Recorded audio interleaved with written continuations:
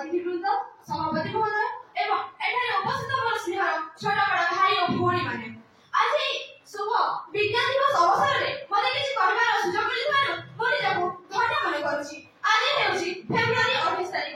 प्रति वर्ष फेब्रुआरी 28 तारिख रे विज्ञान दिवस पालन करा जाय।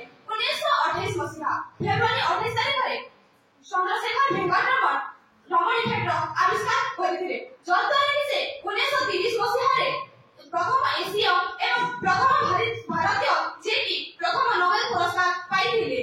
1954 मसिहा से भारत रत्न पुरस्कार मध्य प्राप्त होइथिले एवं 1958 मसिहा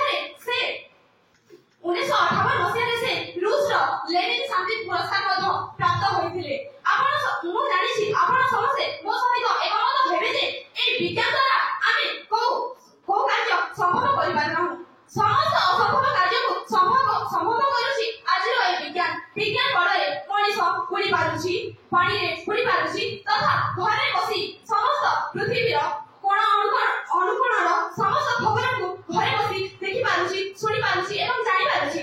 आज आमे समस्त सफल हेबा उचित ए विज्ञान बलरे सत्य निष्ठा प्रेम बलरे आमे ए विज्ञान रे देश को आउ उन्नत करिबा एवं देश को अन्य देश मानक तुलना रे सफलतार शीर्ष रे आनी पहुंचाइबा। एति कहि मु मोर विषयटी को एठी विराम दउछि।